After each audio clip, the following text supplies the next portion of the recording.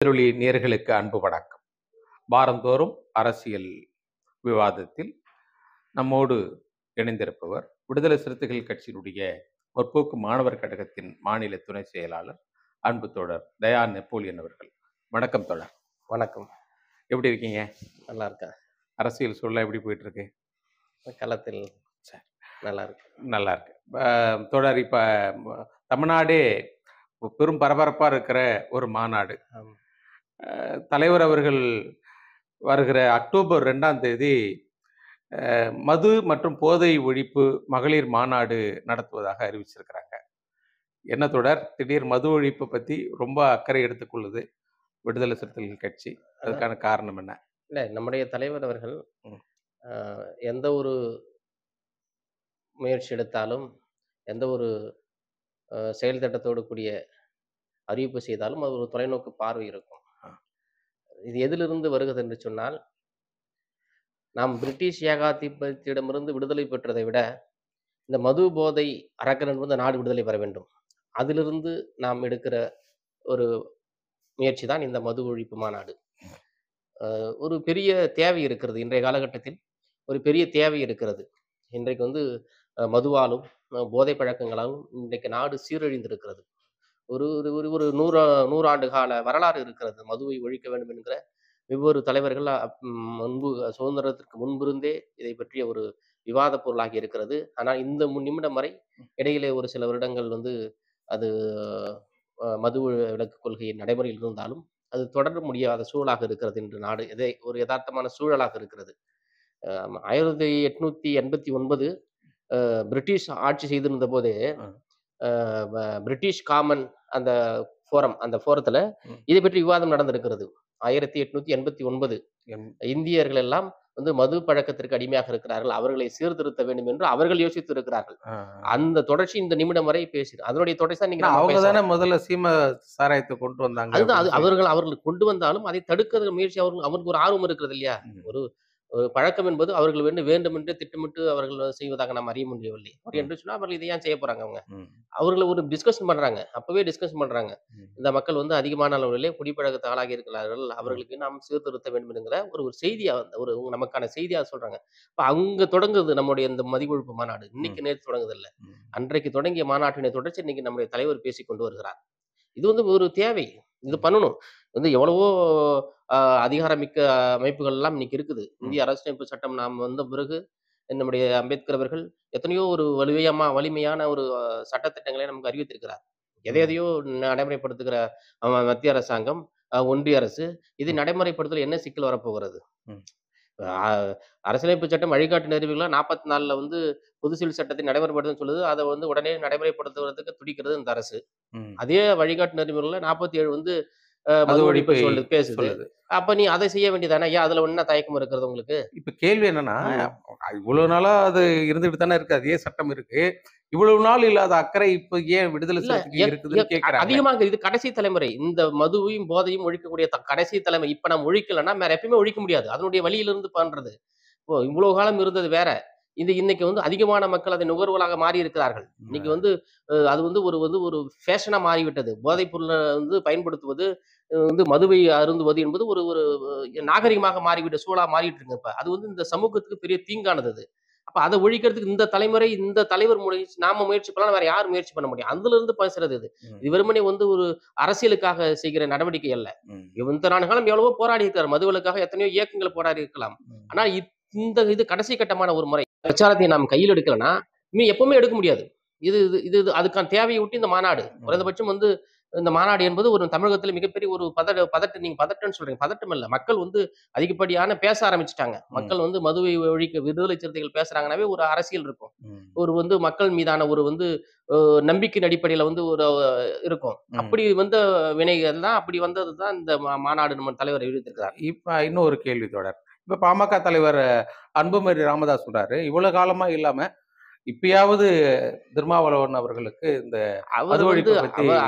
அவர் அரசியலில் முதியவராக இருந்தாலும் நம்முடைய தலைவர் வந்து அரசியல் பயணத்தை தொடங்கிய காலகட்டத்திலிருந்து தன்னுடைய பள்ளி மாணவர் பருவத்திலிருந்து மது ஒழிப்பு கொள்கையை முன்னிலைப்படுத்தக்கூடிய ஒரு தலைவராக தான் இருக்கிறார். எந்த இடத்துலயும் அவர் தடமாறல. அவர் வந்து வந்து செய்யறது ஒண்ணு, செயல்ல ஒண்ணும் இல்ல. இந்த மக்கள்ட்ட என்ன சொல்றாரோ அதுதான் செய்பவரா இருக்கிறார். அவரு வந்து முழுசா வந்து அதை நுகராதவரா இருக்கிறார். அ ம். புரியுதுங்களா? ம். சில பேர் வந்து வாய் வாழஞ்சதுக்கு பேசுவாங்க. ஆமா. போயிட்டு பின்னாடி போய் வேண்டியத சாப்பிட்டுட்டு போற தலைவரா இருப்பாங்க. நம்முடைய ம். தலைவர் அப்படிப்பட்ட தலைவர் இல்ல. ம். அப்ப இது வந்து நம்முடைய தலைவர் வந்து இது அரசியல் ரீதியா ஆனா ஒரு முறை நானும் கேள்விப்பட்டிருக்கிறேன். ஒரு மாநாட்டுக்கு அப்படி மாநாட்டுக்கு வரக்கூடிய கண்டிப்பா குடிக்கிற வரவே கூடாது ஒவ்வொரு மாநாடு அப்படின்னு. இல்ல. எல்லா மாநாட்டுக்குமே தலைவர் சொல்லுகிற முதல் வார்த்தை இதுதான். குடித்துவிட்டு யாரும் வராதீர்கள். குடித்துவிட்டு வந்து என் அருகில் வராதீர்கள். ஒவ்வொரு மாநாட்டிலுமே பேசுற வார்த்தைகள் தானே அது. உன்னுடைய குடும்பம் அழிந்து போய்விடும். ம். ஏதாவது ஒரு விபத்து ஏற்பட்டால் அதுல பலியாகக்கூடியது வந்து உன்னுடைய சமூகம், உன்னுடைய குழந்தைகள் வந்து அனாதையாக்கப்படுவார்கள். உன்னுடைய மனைவி மக்கள் அனாதையாக்கப்படுவார்கள் என்று ஒவ்வொரு பொதுக்கூட்டத்திலயும் சொல்லிட்டு தானே இருக்காரு தலைவர். நீங்க ம். அப்படி ஒரு விஷயத்துக்கு வரவே தேவையில்லன்னு தானே சொல்றாரு. குடிச்சு விட்டு என் பின்னாடி வர வேணாம்னு தானே சொல்றாரு. ம். குடிப்பவர்கள் எனக்கு வந்து தேவையில்லைன்னு தானே சொல்றாரு. ம். என்னுடைய கட்சியிலே வேணாம்னு தானே சொல்றாரு குடிப்பவர்கள் இருந்தா. ம். ம். அது வந்து அது தலைவருடைய செயல் திட்டங்களில் ஒன்று அது. வந்து அது அவன குடிக்கிறவன கொஞ்சம் கொஞ்சமா குடிக்கூடாதுன்னு சொல்லிட்டு வரோம். அப்படிதான். ம். இப்ப வந்து இன்னைக்கு நேற்று நடக்கிற குடிப்பழக்கம் இல்லல்ல அது. எவ்வளோ ஆண்டு காலம் எல்லாம் இந்த சமூகத்துக்கு வந்து எப்படி வந்து ஓட்டுக்காக வந்து வியாபாரம் ஆக்கிறாரோ, அந்த மக்களை குடிப்பழக்கத்துக்கு ஆளாக்கி இருந்தார்கள். இதெல்லாம் கொஞ்சம் கொஞ்சமா தலைவர் வந்ததுக்கு அப்புறம் தான் இப்ப மீள்வதற்கான முயற்சி. இது வந்து ஒரு சீர்திருத்தம். அதுதான். இன்னைக்கு வந்து எப்படி வந்து பெரிய அளவுல வந்து சீர்திருத்தங்கள் நடந்ததோ, இது வந்து இன்னைக்கு மது பழக்கத்தை ஒழிப்பது என்பது ஒரு சீர்திருத்தமாக அந்த அரசு செய்ய முடியும். சமூகத்துல சீர்திருத்தமா அது வந்து நடைமுறை கொண்டு வரணும். ம். இப்ப விடுதலை சிறுத்தைகள் கட்சி சாதி ஒழிப்பு, மக்கள் விடுதலைங்கிற ஒரு கோரிக்கையில இருந்து ஆரம்பிச்சு, இப்ப மது ஒழிப்பு, மக்கள் விடுதலைங்கிற அளவுக்கு அ வளர்ந்து வருகிறதா? அப்படி பெரிய அல்ல. அளவுக்கு. சாதி ஒழிப்பை மக்கள் விடுதலை பேசுறது விடுதலை சிறுத்தை கட்சி தான். மது ஒழிப்பை பேசுறது விடுதலை சிறுத்தை கட்சி தான். அ. ஏகாதிபத்தியத்தை எதிர்ப்பை பேசுறது விடுதலை சிறுத்தை கட்சி தான். பெண் உரிமை பேசுறது விடுதலை சிறுத்தை கட்சி தான். ம். இது அனைத்து மக்களுக்குமான கட்சி விடுதலை சிறுத்தைகள் கட்சி. ம். அதனால வந்து நாம ஒரு குறுகிய பார்வையோட சாதி ஒழிப்பு மட்டும் பேசுற கட்சி இல்ல. எங்க ம். அநீதி நடந்தாலும், எங்க வந்து பாதிக்கப்பட்டாலும், எந்த மக்களுக்கு வந்து நெருக்கடிக்குள்ளான அந்த மக்களுக்கு ஆதரவாக நிற்கக்கூடிய கட்சி விடுதலை சிறுத்தைகள் கட்சி. ம். இப்ப உளவியல் ரீதியாக இந்த சமூகம் பாதிக்கப்பட்டிருக்கிறது. மது என்ற அரக்கனாலும், போதை என்ற அரக்கனாலும் உளவியல் ரீதியாக இந்த சமூகம் வந்து ஒரு பெரிய வந்து பின்னோக்கி சென்று கொண்டிருக்கிறது. எதை நோக்கி இந்த சமூகம் முன்னேற வேண்டுமோ, அதை நோக்கி முன்னேறாமல் ஆமா. அதற்கு எதிர் திசையில் போய் கொண்டிருக்கிறது. அது நமக்கு அறியாமலேயே ஒரு மைனஸ் போயிட்டு இருக்கு இந்த சமூகம். ம். எப்படி இந்தியா வல்லரசு நாடாக சொல்றோமோ, வல்லரசு நாடாக முயற்சி எதுவுமே இல்லையே. ம். எல்லாம் வந்து சமூகத்தின் சார்பா இருக்கிறவங்க, இந்த சமூகத்தின் மீது பற்றுள்ளவங்க, இந்த சமூகத்தின் மீது அக்கறை உள்ளவங்க எல்லாம் வந்து இந்த மது ஒழிப்பு கொள்கையை முன்னிலைப்படுத்தணும். ம். இது ஒரு ஒரு ஒரு ஒரு சமூகத்தின்பால் நடக்கிறது வந்து ஒரு அநீதி இது. ம். இந்த சமூகத்தில் நடக்கிற அநீதி இது. குடிப்பழக்கம் என்பது யார் நாம் ஆதரிக்கிறோமோ, அவர்கள் இந்த சமூகத்திற்கு, இந்த மனித இனத்துக்கு நம்ம செய்கிற பெரிய துரோகம் அது. குறைந்தபட்சமாவது நம்ம அதை எதிர்ப்பு தெரிவிக்கணும். குறைந்தபட்சமா மது குடிப்பவர்களும், போதை பயன்படுத்துவர்களும் நம்ம வந்து அவர்களை கண்டிக்க வேண்டும். அவர்களை திருந்துவதற்கான வாய்ப்பை நாம் கொடுக்க வேண்டும். அவர்களுக்கான ஒரு ஒரு ஒரு ஒரு பிரச்சாரம் கொண்டு போணும். அவங்களுடைய பாதிப்பை நம்ம வெளியில சொல்லணும். ம். இதெல்லாம் இந்த சமூகத்துல பெரிய பாதிப்பு ஏற்பட போகுதுங்கிற செய்தி சொல்ல வேண்டிய கடமை இருக்கிறது. கண்டிப்பா. ஏன்னா எல்லா கட்சிகளும் மதுவிலக்கு பேசுகிறது. எல்லா கட்சியுமே பேசுது. இப்ப இல்ல. இப்ப பேசுது. நம்ம திமுகவும் பேசியதுதான். ஆனா ஒவ்வொரு திமுக முறையும் ஆட்சிக்கு வரும்போதும் யாரும் ஒழிப்போங்கிறாங்க, ஒழிக்க மாட்டாங்க. ஒழிக்க வேண்டிய தேவை இருக்கிறது. ம். ஒழிப்பதற்கான முன்முயற்சிகள் எடுக்கிறார்கள். ம். அதிலே சுணக்கம் இருக்கிறது. எந்த மாற்று கருத்துலாம் இல்ல. திமுகவும் வந்து மது ஒழிப்பு கொள்கையிலே வந்து ஆர்வம் இருக்கிறது. அதனுடைய வந்து முழுசாக தன்னுடைய பங்கு இருக்கிறது. ம். அதே மாரி அதிமுகவுக்கும் இருக்கிறது. ம். அறிஞர் அண்ணா முதல்வராக இருந்தபோது வந்து பூரண மதுவிலக்கு கொள்கையை கொண்டு வந்தார் அவரு. ம். கொண்டு வந்தாரு. மது ஒழிப்பு அகில இந்திய அளவிலான மது ஒழிப்பு மாநாட்டை சென்னையில் நடத்தினார் அவரு. ம். அப்ப வந்து அதெல்லாம் அவங்க முன்முயற்சியா தான் இருக்கிறாங்க. அதுல எந்த மாற்று கருத்துமே இல்ல.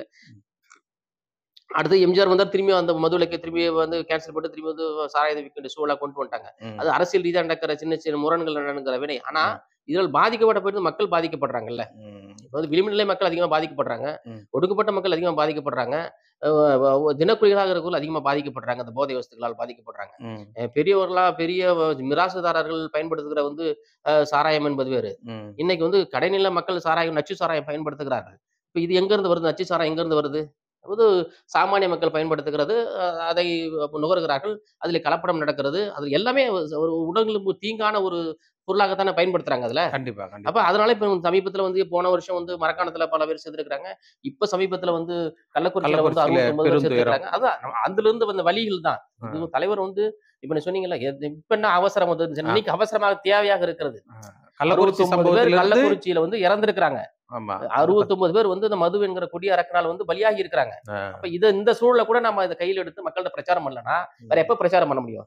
இந்த தலைமுறையை நாம் அரசியல் படுத்தலன்னா, வேற அடுத்த தலைமுறை எப்படி அரசியல் படுத்த முடியும்? எப்படி வந்து போதை இருந்து அவன் விடுதலை பெற்றிருக்க முடியும்? ம். குறைந்தபட்சமாவது அவனுக்கு நம்ம வெறுமனே சட்டத்தை மாற்றி மது விலக்கை அமுல்படுத்தணும் சட்டத்தை இயற்றினால் மட்டும் போதாது. ஆ. இந்த சமுதாயம் அதற்கு தயாராக வேண்டும். இந்த சமுதாயம் அந்த சட்டத்தை உள்வாங்கணும். அதுக்கு அவனுக்கு விழிப்புணர்வு தேவையில்ல. கண்டிப்பா. அவன் அந்த சட்டம் மக்களுடைய ஆமா. விழிப்புணர்ச்சினால அது அந்த சட்டத்தை எந்த சட்டமும் பயன்படுத்த முடியாத போயிடும்ல. அப்ப அதெல்லாம் மக்களுக்கு ஒரு விழிப்புணர்வு ஏற்படுத்தக்கூடிய செயல் இது. ஆ. இன்னைக்கு வந்து 5,00,000 மக்களை வந்து நம்ம வந்து தலைவர் வந்து திரட்டுறாருன்னா, குறைந்தபட்சம் 50,00,000 பெண்கள் அதில பயனடைவார்கள் என்று அர்த்தம். புரியுதுங்களா? ஒரு ஸ்டாட்டிஸ்டிக்ல சொல்றேன் நானு. பெரும்பான்மையா ஒரு குடும்பத்துல பெண்கள் தான் இந்த இருக்கிறதுனால, ஆண்கள் இது மாரி குடிப்பழக்கத்துல பாதிக்கப்படக்கூடியது பெண்கள் அப்படிங்கிற மாரி பெண்கள் மட்டுமல்ல, அந்த குடும்பமே குடும்பமே பாதிக்கப்படுது. பாதிக்கப்படுது. ஒட்டுமொத்த குடும்பம், அந்த உற்றார் உறவினர்கள் அனைத்துமே பாதிக்கப்படுறாங்க. அந்த அந்த அந்த ஒரு ஒரு மாஸ் கம் மக்களே வந்து வந்து தீங்கு ஒரு மாரி வந்து ஐசோலேஷன் ஆகுறாங்க. அது அந்த குடும்பம் அனாதையாக்கப்படுது அந்த இடத்துல. ஆமா. மது என்ற ஆனா அரக்கனால இவ்வளவு அனாதையாக்கப்படுது. இவ்வளவு ஒரு விஷயத்த சொல்லும்போது, ஆனா பல அரசியல் கட்சி தலைவர்கள் இப்ப வந்து விடுதலை சிறுத்தைகள் மீது ஒரு சில கேள்விகள் இருக்கு தொடர். அத பத்தி பேசுவோம். இப்ப இணையமைச்சர் எல். முருகன் அவர்கள் என்ன சொல்றாங்க, மத்திய அமைச்சர் அவங்க வந்து, இது வந்து திமுகவை மிரட்டுவதற்கான வேலையாக செய்றாங்கன்னு சொல்றாங்க. அது அது இந்த அவர்கள் அறியாமையிலிருந்து சொல்கிற வந்து வாதம். அவர் அரசியலுக்காக பேசுகிற வந்து அ, சொல்லுது. எந்த இடத்திலும் மிரட்ட வேண்டிய அவசியம் இல்லையே. விடுதலை சிறுத்தைகளுக்கும் திமுகவுக்கும் கூட்டணி என்பது வலுவாக இருக்கிறது. அது ம். வந்து யாரும் வந்து யாரையும் காயடிச்சிட முடியாது. எல்லா புரிதலோடும் தான் நான் வந்து கூட்டணியில இருக்கிறாங்க. தலைவர் எந்த முடிவு எடுத்தாலும் அந்த முடிவு வந்து கூட்டணிக்கு எதிராக போகாது என்கிற நிலைப்பாட்டுல திமுகவுக்கும் தெரியும், தமிழக முதல்வருக்கும் தெரியும். அ, அதுதான் இவர்கள் இந்த காயடிப்பதாலோ, இவர்கள் வந்து சொல்ல விவரண வாயத்தோட ஊடகங்களுக்கு வேணாம் தீனியா இருக்கலாம் தவிர கூட்டணிக்கு எந்த பாதிப்பும் வராது. அஹ. என்னன்னு சொன்னா அந்த அளவு வந்து இந்த கூட்டணியில முக்கியமான ஒரு தலைவர் விடுதலை சிறுத்தை தமிழ் அண்ணன் தான் ஆவாங்க. ஆமா. தலைவர் அவர்கள். எப்படி வந்து வந்து இந்தியா கூட்டணி வந்து ஒருங்கிணைக்கக்கூடிய பெரிய பணியில் நம்மளும் விடுதலை சிறுத்தை அண்ணன் ஒரு முக்கிய களப்பணியாளர் அவரு. ஆ. முக்கிய தலைவர் ஒருத்தர் அவரு. அப்ப அதை எப்படி நாம உடைக்க முடியும்? அது வேற, இது வேற. அதான் சொல்ற போதே சொன்னாங்கல்ல. ம். நாங்க வந்து இந்த கொள்கை சார்ந்து பேசுகிற பேச்சு என்பது அரசியல் நடவடிக்கை என்பது வேறன்னு சொல்லிருக்காங்க. ம். தேர்தல் நடவடிக்கை என்பது வேறன்னு சொல்லிருக்காங்க. ம். அது இதையும் முடிச்சு போட தேவையில்ல. அது ம். முடிச்சு போடலான்னு முயற்சி பண்றாங்க. அது சில வந்து அது வந்து இந்த இந்த கூட்டணியின் பலத்திலிருந்து சீரழிக்க வேண்டும் என்கிற தளத்திலிருந்து அவர்கள் பேசுகிற வார்த்தை. நாம ஏன் மிரட்ட போறோம்? நம்ம மிரட்ட வேண்டிய தேவை எனக்கு என்ன இருக்கிறது? எ எதையும் கேட்கக்கூடிய தலைவர்கள் எதையோ கேட்க போறாங்க?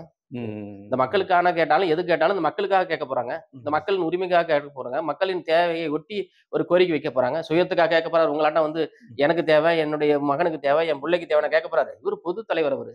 இவரு சமூகத்துக்கு தான் கேட்க போறாரு. அதனால ம். அது மிரட்ட வேண்டிய தேவையும் இல்ல. அப்படி ஒரு சூழலே இந்த சமூகத்துல இல்ல. அப்படி எதார்த்தமா நம்ம பேசுறது அவருடைய வந்து அறியாமையில தலைவரை பற்றிய புரிதல் இல்லாமல் பேசுகிற வார்த்தை அது. எல். முருகன் பேசுகிற பேச்சு என்பது. ம். சரி. நன்றி தோழர்.